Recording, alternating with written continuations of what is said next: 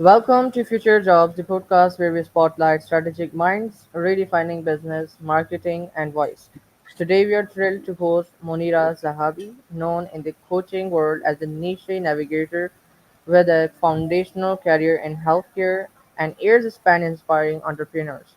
Monira has carved a powerful path in niche strategy, podcast guesting, marketing voice, and mindset. She holds a master's degree in healthcare management and is a John.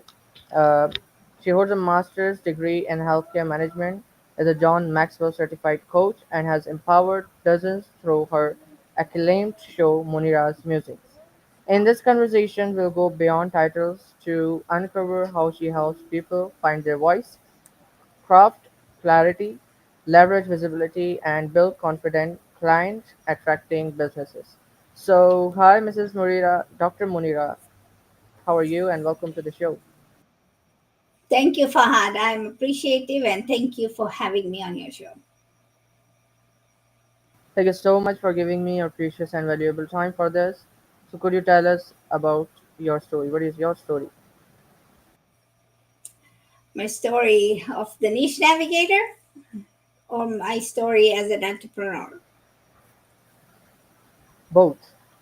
We would like to hear both because you know your entrepreneur side is more effective, and this is what where I found you. And healthcare is the side where we, is the missing part, not not often mentioned in your Facebook and other platforms. Right. So I worked in healthcare for almost 27 years. I was in healthcare when I came to United States. Originally from Kenya, Nairobi, Kenya. Was born there, raised there, moved to Tanzania, and then few years later moved to United States, and this year is going to be my 30 years being in United States. Moved from I've lived in California, lived in Dallas, lived in Chicago, where I now reside. uh, when I came to United States, one thing you as an immigrant, you always want to learn how to make money. And somebody said, go do a pharmacy technician course. And I did that and then got a job at a hospital, worked in the hospital sector for 10 years, then moved on to do different things with corporate America. And learned a lot of things along the way, but along the way I also had teams that I worked with, but also as a leader, as a boss, as a regional manager, I would have to go in and teach the team members what um, the next step for their career was. And I realized that I was helping them shape the future. Didn't realize that this was going to be a career in the future, but that was what I was called to do. Then, about 7 years into my dream job, I got laid off and realized that, any job out there, you have to, is a job, is a job, is a job where you can be fired. So, what happened was I went to, I started looking for different things, and I became a certified coach because I thought maybe this is a way I need to help other people. And small businesses are the economy of any country, any global country, because large businesses are there, but it's the small businesses that sustain the global economy. And I learned about that, and I thought I should become a small business. And I've had my business this year for all 10 years. As a coach, I wanted to help people doing different things. But what I saw the need was that as a business person out there, they didn't have three things that I saw them lacking in. And what I identified that as, first, a business owner should have a niche. And that's where I got my name as the niche navigator. The niche is your foundation. Anytime you build a building, the foundation is built stronger so that it can hold anything that goes above the ground. And your niche is what is below the ground, because what you need to do there is build your foundation. The second step is, after you build your niche, is to figure out who your ideal client is. And I hear a lot about people trying to figure out what their ideal client is. And there are many gurus out there who talk about it, but they don't make sure that people know what their ideal client is. So, what I did was I created a process where I can help your business owners out there to figure out who the ideal client is. And how do you figure that out is by filling out a questionnaire. I did that, and it really made sense because it really helps people identify. Now, once you've got your niche, once you've got your ideal client, now you have, the task is, where do you find these ideal clients and how do you market to them? So, one of my strategies is to go out on a podcast world and speak about your business, because you are the advertising agency for your business. There is nobody else. You know the business inside out, and you're the only one who can explain it better. So, why not talk about it? You can go network, you can go to business expos. All of these are good, great solutions to get your business out there. But one thing you forget is that there's a podcast out there that wants, and the podcast host has a group of people, a bunch of people, a following, a tribe that he or she has already curated, and they want to hear new people talk about this. So, one way to market your business is to give it a voice. And to give it a voice means go out there and talk about your business. So, that's how I started. Wonderful, wonderful, Dr. Munira. Your story is not just inspiring; it is a motivational. You are motivation for other people. You moved from Kenya to the United States, and now you're. I watched one of maybe three podcast episodes, but they were really awesome, and I really enjoyed it. The insights, the lessons, and each and everything. Uh, so, Dr. Munira, what was the initial step, or what was the we would say exact mindset behind starting your own podcast?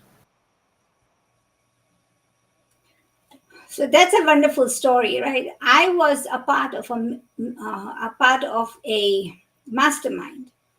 One of my friends had a mastermind. We were doing Think and Grow Rich, the book, and we all were in the mastermind.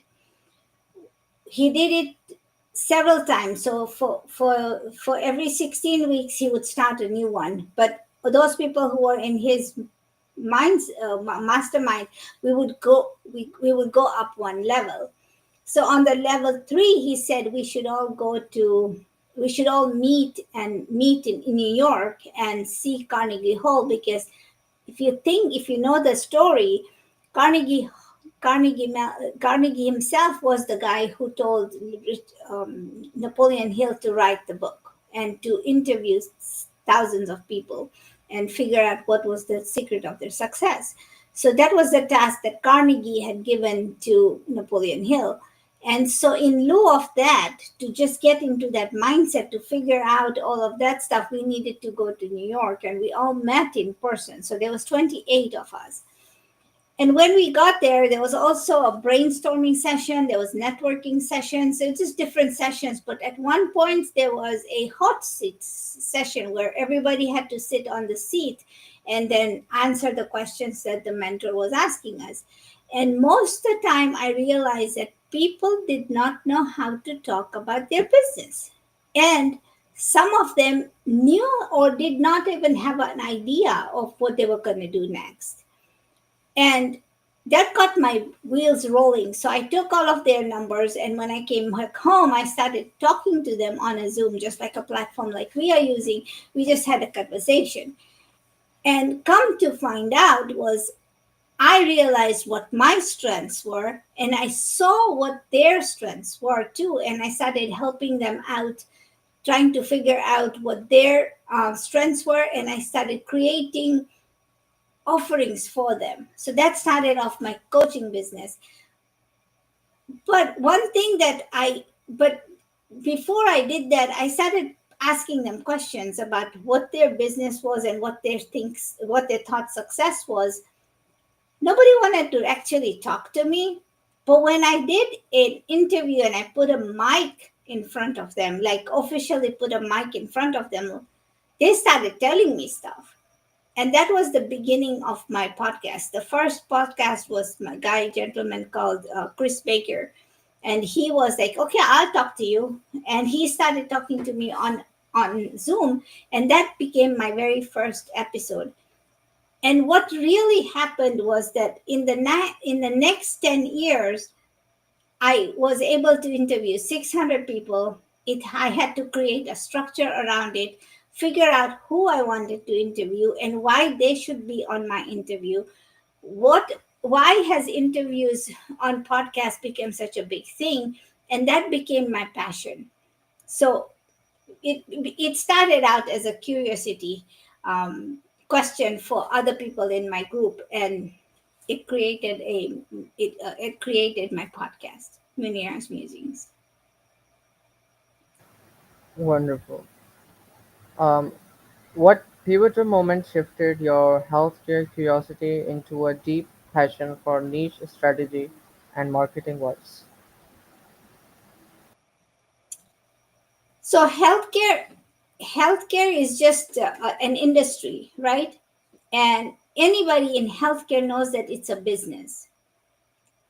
You can be in healthcare, you can be in the as a doctor, you could be a nurse, you could be a front desk person, you could be an X-ray technician, you could be a pharmacist, you could be a pharmacy technician. Within healthcare, there's so many different jobs. I was just one segment of it. But if you still stood outside that bubble, you realize that healthcare also was a business. And people wanted to learn, people wanted to make sure that they were making money. So, in all of that, you know, it's ultimately a business, which is the foundation of an economy. So, I just was a part of that. And here I am. I talk about business as a general topic, not only segmentize healthcare. Wonderful. So, how did caring for real human stories in healthcare inform your empathetic approach to coaching and messaging? Could you repeat that? Yeah, sure. Um, how did caring for real human stories in healthcare inform your empathetic approach to coaching and massaging? So I wasn't a person. I was taking care of patients, but I wasn't in the patient sphere. I was behind the scenes. So in a pharma world, you're always mixing medication or putting medicines together and sending it to a patient. So I was never in the limelight. But in any business or any profession that you have to have a story. And as a podcaster, the stories are the ones that help other people. And what you want to do in any business is remember the stories that shaped you, so you can bring those, come back and talk to them about that. And so the message that I have for entrepreneurs out there, or people in business, or people looking for a job, is always answer in stories. Always think about the story that reflects that question and then answer that, because people will always remember your stories. They will never remember you, but they'll remember your stories. Exactly, exactly. And stories are way more important than you know I would say having an education from a particular space or from a particular area, because when we hear others stories, we are actually learning from other people who actually spend their life, in such a space, and this is called lifelong learning. That's true. That's true. So if you listen to the great influencers out there, they have a few stories that are their signature stories that they'll talk about them over and over again, and people learn to trust them, to define themselves within those stories that they hear all the time. Exactly. You wrote the philosophy of niche principles. What's one surprising insight you discovered while finding your own niche? Most people think a niche is just something um, that they get. It's an acquired thing. It's not. You have to look for it. It's just like you digging for gold and finding the gold. So a niche is has to be refined and defined. So you can't just say I'm a podcaster and that's it. No. What kind of a podcaster? What do you talk about? Who's your ideal segment? Who is your ideal audience? What questions do you ask? So you have to sit down and think about all of these things. And then, like, when I started, I was talking about business generally, and when I was talking about marketing, I was only talking about podcasting. um, I talk about podcasting now, but before it was to be okay. You can do Facebook ads, you can do email marketing, you can do this, you can do that. But now it's properly niched in my segment where I only talk about marketing. That's one segment, one arm of the octopus where I talk about just that because I am an expert in that. Everybody else can be an expert in anything else. I can be an expert in this. Exactly, that is very true. So, you stress that visibility without clarity is noise. How do you coach clients to identify their unique voice before scaling visibility? Everybody has a unique voice. To find your unique voice, you need to figure out what exactly do you want to talk about and why you should talk about that. So you have to figure out what and why. And when you answer those questions, because I have a granddaughter who is 6 years old. She's going to be six. She's going to be six this year. But anytime you ask her something, she's going to say, why? Okay, let's go wash your hands before dinner. Why? Oh, because you need clean hands to wash your hands. Why? So, because you need to remove the germs. Why? Well, the germs make you sick. Why? Well, God made germs because they are dirty things. How come I can't? So, why? Why? So, she keeps asking the question, right? So when you are looking for your purpose, you have to ask the same questions. You have to be curious. And it is your curiosity that's going to lead you to your particular niche. It's going to help you get that foundation if you start thinking about it. Now, a conversation with a 6 year old is easy because you have the answers right there. When you, as an entrepreneur, as a job market person, or whatever you are doing in your life, if you start asking your question, you may have to just sit with this question for a while, walk away, come back, walk away, come back, write your answer, think about it a little bit, go back, come back, and then change your answer. Even if you have gone 3 pages ahead, you still want to come back and change your answer. So you have to dwell in it and sit in that pool of, what do you call it, being uncomfortable to answer all of those questions. Does that make sense?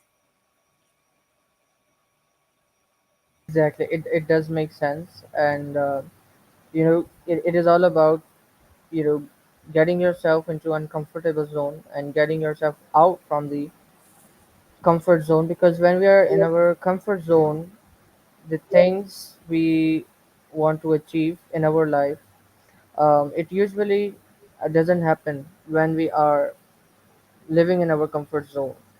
So as you mentioned, uh, being curious, when you will be curious and when you will do this, like, think about that and write your answers.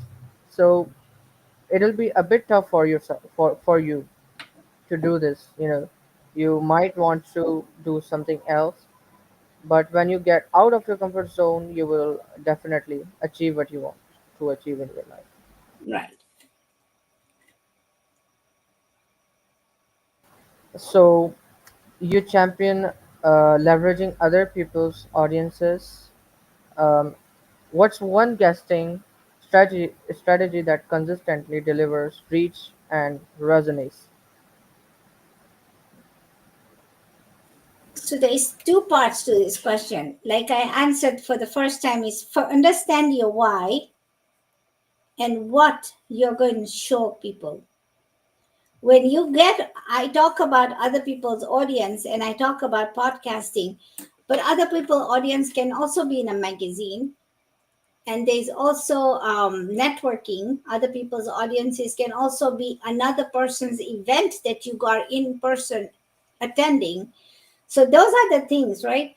But one of the things leveraging other people's audience is allows you to one figure out if that person's audience is really your audience. You're not stealing audience, you're there to give more value. So when you are leveraging other people's audiences, make sure that you are giving value. Like I'm here on your podcast, I'm not here to take the audiences. I don't even know who else is listening. Maybe I'll find out later on. But here's the thing, I'm here to give you value because I want your audience to trust me as a guest too. Maybe out there are two people who are listening to me and say, you know what, I want her as a guest on my show. Or I have an event and I want her to come speak in front of the audiences. So those are those things that leveraging, you're leveraging yourself. So as a guest, if you are a guest on a podcast, you want to make sure that you are there giving value, not taking away from the host. Does that make sense? Exactly, it does make sense. So, how do your SC certification and personality insights translate into more compelling messaging or persuasive copy? So DISC is a personality test. I have a test. I give it for a very nominal fee. If you want it, just message me on the nichenavigator.com and contact me page and let me know. I can send you the form. You can fill it out and we can create a personality for you and you figure out what your personality is, because it takes one to know who you are. Once you know who you are, then you can figure out how to talk to other people. And I leverage disc personalities because in all of my work in my podcasting, because that way I understand the person who is sitting in front of me, the person I'm interviewing with, or the person I'm interviewing to. All of those people, as a host, as a guest, I need to know their personality. I need to understand that where this person's mindset is coming from and all these questions are coming from. Some podcast guests will give you a list of questions, but some people are not going to give you those questions. They're just going to give those. They're just going to start. Like when I do an interview with a guest, it's whatever the next person is going to talk to me. There's no canned questions for me. So what I'm asking of you is when you do the disc personality, it helps you get to know yourself better. And if you know yourself better, you can answer the questions in the context of the host. Exactly, that is really wonderful. What's the most common mindset barrier new coaches face when niching, and how do you guide them through it? Most people think they can't do it or I shouldn't do it. Why would I want to do that? That's the question they keep asking themselves. And if you have, so one thing that I believe is that you have an idea, and this idea came to you because some source out there has planted this idea from you. Now, this everything here is born twice. You have a pencil in front of you, you have a desk, the monitor that you're using, the speaker you're using, the keyboard you're using, the mouse you're using. Somebody had an idea of creating this thing. So there's the first creation. And then the second creation of that IT item is when you have it in your physical hand and it's working correctly. So you have an idea and then you put it together and it becomes an item. Just like you have an idea to make an omelet and you go into the kitchen, you cut up some onions, you cut up some tomatoes, you cut up whatever, mushrooms, cheese, and you put it in an egg and you make an omelet. So that's once an idea, and so the creation process happens twice. You are asking me about niching, right? You have an idea, it's working very well, it's your foundation, you think this is going to work, but until you implement it and you fail, you cannot go forward. Now, am I asking you to fail? Yes. Why? Because you need to learn the lessons from failure. Sometimes I remember when I first made an omelet, and when I tried to flip it, it broke because it wasn't done right correctly. So it broke. It took me years to perfect, or maybe months, or maybe weeks, or whatever time it is. But it took me perfection. It took me a little bit of time to understand, hey, you know what? I'm going to make this omelet. It's going to happen again. But when I make it now, I flip it without a problem and it never breaks. But that took time, right? If I had said, I'm never going to make an omelet again, what's going to happen? I'm never going to get good at it. So, yes, I'm asking you to fail. And that's the answer to your question. Wonderful, Dr. Monira. It was really wonderful. Like somebody is saying that we have to fail, sometimes because um, when you keep going in a certain track, in a certain path, it doesn't really helps you. But when you experience failures, when you experience something out of the box or out of the syllabus, whatever, so it helps you to grow in your life, uh, to do some other sort of things in your life. But when you keep going in a certain track, how it can help you, because you are following the same routine daily, and you're not learning anything else. That's true. So, failing helps you grow. Failing helps you become a perfectionist. So, keep failing.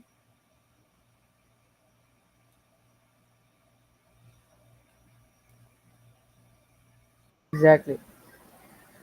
So, Dr. Munira, what one advice would you like to give to our listeners according to what you have learned and what you have experienced throughout your failures? I have failed many times. Failed many times, wanted to quit several times. When you have this feeling, sit with it. It's okay to be okay. It's okay to feel that way. When I started feeling that I wanted to quit, I sat in it and I told my husband that I didn't want to do it anymore. And he said, okay, but what are you going to do instead of that? You have to do something. So, what are you going to do instead of that? And I thought about it and I said, I'm okay. I'm not very good at what I do, but I'm good at it. So, I can continue doing the same thing instead of learning a new skill. But within this realm of business learning, entrepreneurship, podcasting, writing books, I've become a master at a lot of things, and there's still a lot of things to learn. So when you feel like giving up, sit in the feeling, figure out what you want to do next. And I promise you that when you do that, you will come back to whatever you want because this is your passion. You like to do this a lot, and you'll come back to it and say, you know what, I'm going to stick with it and get better. And I have gotten better. Is there more to learn? Of course. Is there more things that I can do? Yes, there is. Can I do everything else? Not everything at the same time, one step at a time. Learn a new thing every day and get better at it. And that's where your success will come from. What a great advice, Dr. Moreira. And your story is an inspiring story itself. I highly recommend to visit your profile. I highly recommend my viewers to visit your profile to watch your podcast, and you know that is what we needed in this world. So thank you so much for turning on Dr. Munira Zahabi for giving me and for giving me a precious and valuable time. Um, it was really a very helpful conversation. We discussed a lot of things related to your life journey, related to what this world need, at this point. So thank you so much, listeners and viewers, for watching and listening to this podcast. Inshallah, meet you soon.